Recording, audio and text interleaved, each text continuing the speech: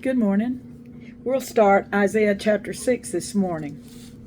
I want to say about this chapter, I had a pastor named Brother Langford after I first got saved, and almost every Sunday morning when he preached, for a long time, he preached the first part of Isaiah chapter 6. So it's a very, very familiar chapter to me.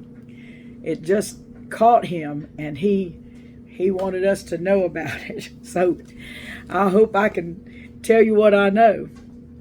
In the year that King Uzziah died, I saw also the Lord sitting upon a throne, high and lifted up, and his train filled the temple.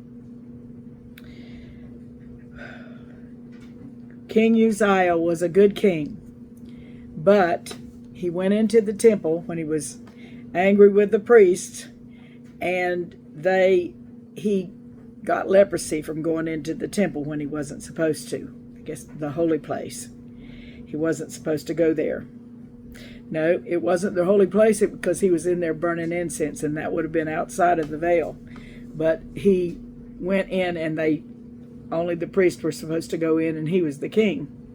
So he wasn't. But when he's standing there, all of a sudden he began to get leprosy. So he died with leprosy. So Isaiah was there. Isaiah knew about Uzziah. Let's see what it says about Isaiah when he prophesied again. He prophesied in the days of Uzziah. That's this one, Jotham, Ahaz, and Hezekiah. So it's at that time that he saw the Lord sitting upon a throne, high and lifted up, and his train filled the temple. And it says the skirts thereof. His train was all of his mighty robes. His robes of probably white filled the temple. Verse 2 says, above it stood the seraphims. Each one had 6 wings. With twain or 2, he covered his face. 2 wings. With twain, he covered his feet. And with twain, he did fly. 6 wings. Wow, what a creature. A type of an angel.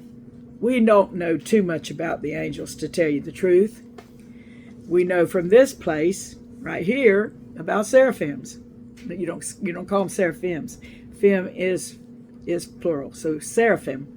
We know about the seraphim from this chapter. There's other places where we know about cherubims. Nope, cherubim. That's the plural. We know about cherubim other place. And then the other places, they're called angels. So this is what we assume about these seraphim angels. We assume that they are angels. And so they're standing above the throne. Above it stood the seraphims. Now, excuse me, we're not supposed to say seraphims, but the Bible said seraphims. So I'm going to call them seraphims now. I always take the Bible's word for it, but against everybody else's word. And I've learned that that's the best thing to do. So I take the Bible's word for it when it says seraphims. The plural is seraphims. Okay, above it stood the seraphims. Each one had 6 wings. So they're got those wings covering their face, covering their feet, and flying. And one cried unto another and said, Holy, holy, holy is the Lord of hosts. The whole earth is full of his glory. Wow. Right here in the Highland City Refuge Church of God, in the kitchen in the parsonage, his glory is filling this room. Right there where you're sitting, his glory is filling that room.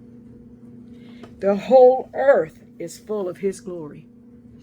And they're crying, holy, holy, holy unto another. One's crying it unto another. They weren't crying it to the Lord, they were crying it to each other. Holy, holy, holy is the Lord of hosts. The whole earth is full of his glory. And the post of the door moved at the voice of him that cried, and the house was filled with smoke. So, powerful voice that made the door posts shake. They were moved or jumped up like an earthquake. So it was a mighty voice. And the house was filled with smoke. You know, I'm looking at myself filming this, and it looks a little smoky in there. And I'm going to leave it smoky because the whole house was filled with smoke. And that was showing that there was a fire there somewhere, right? Where there's smoke, there's fire. So there was a fire there. Then said I, this is Isaiah, woe is me, for I am undone, because I am a man of unclean lips, and I dwell in the midst of a people of unclean lips. For mine eyes have seen the King, the Lord of hosts. We all want to see him, but it would probably be the same situation. Well, we're covered in Jesus' blood, so maybe the blood could cover our feelings of unworthiness, of being unclean, having unclean lips. All I can say is thank the Lord for the blood of Christ. But Isaiah did not have the blood at that time because it hadn't been shed. And it was 700 years before, 760 years before Jesus came. So he was saying, woe is me. I feel so bad, so undone. Undone. Undone can mean not cooked, raw. Undone can mean pulled to pieces.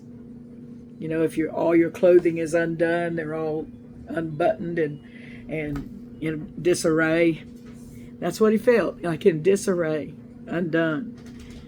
Because I am of man of unclean lips, and I dwell in the midst of a people of unclean lips.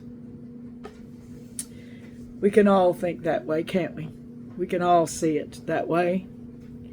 And we know that God is holy, holy, holy, as the seraphims proclaimed that he was holy.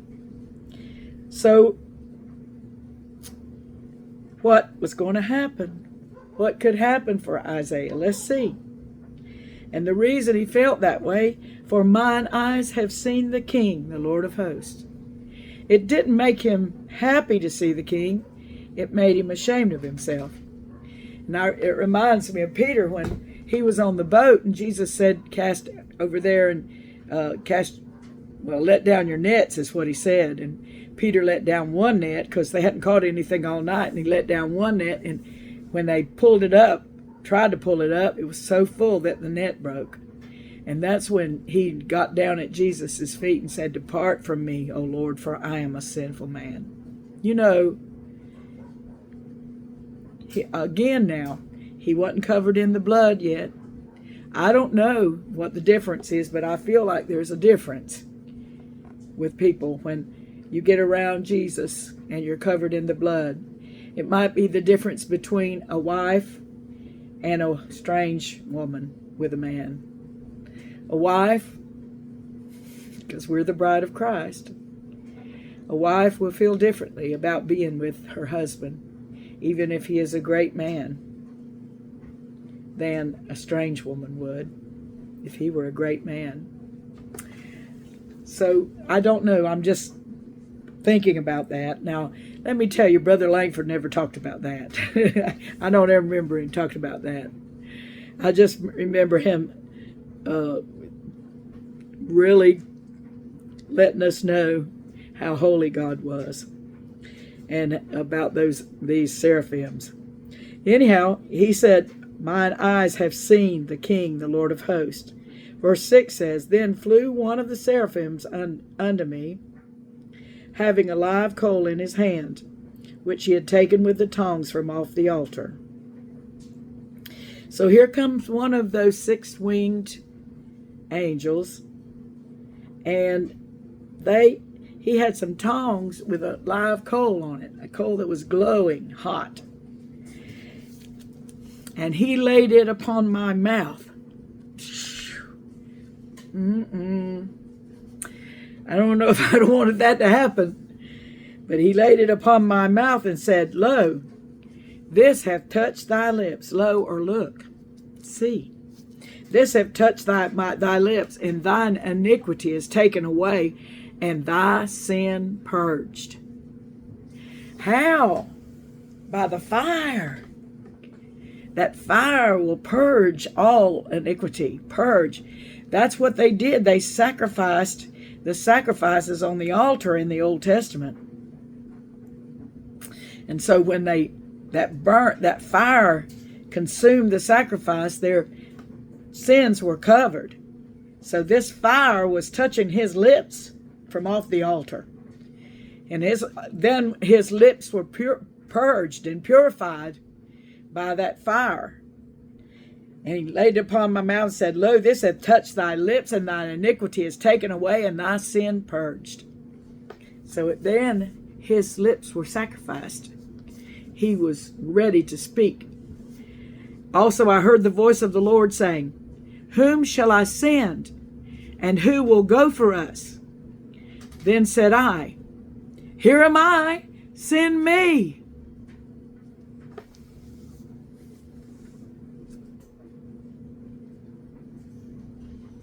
Isaiah. This must have been at the very beginning of his work, because this is the first king that he ministered unto in the days of Uzziah. But let's see what the first says, 760. It was all in the same year, they said. All in the same year. This happened. All that we had already read, the first five chapters, where he's crying out to Judah and Jerusalem. So this is perhaps recapping how he was called to go and be the one the Lord sent. Here am I, send me. Have you ever been sent by God? And have you ever felt him working with you as you work for him? It's a wonderful thing. If some of you that I'm talking to, you're afraid, you're not sure, you don't know if you can do it, if I'm talking to you, remember Isaiah saying, Here am I, send me. God will purge your lips. He will help you to say the things that you need to say, because he's God. He doesn't have to touch you with I'm sorry, I didn't realize I had my dryer on. I hope you could understand me all up to now. It's cut off, and then I realized I had it on. But anyhow, it's my house, and I just get to doing things, trying to get everything done. And that's why that happened. But here I am. Here am I, he said, send me.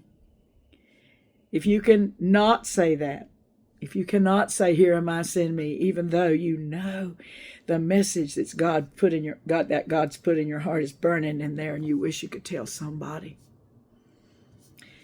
just allow the blood, because that is where we get our cleansing and purging. Allow the blood to come over your mind and heart and soul. Just say, Lord, apply the blood. Apply the blood to my will. Apply the blood that I'd be willing to go wherever you want me to go. I say that for myself, Lord. Apply the blood that I may go where you want me to go, wherever you want me to go, and do whatever you want me to do, anytime. Apply the blood. Jesus' blood. He was willing, wasn't he? Always willing to do whatever God wanted him to do. He had to pray 3 times to be able to go to the cross, but he did. because he was always willing to do the will of God. So his blood applied to us helps us, gives us the power to be willing. Here am I, send me. I think I'll stop right there because there's a whole lot more to cover. And I hope you heard me well. I'm going to listen to it again at the beginning and see if you can hear me all right with the dryer going. God bless you, and I'll see you tomorrow, Lord willing.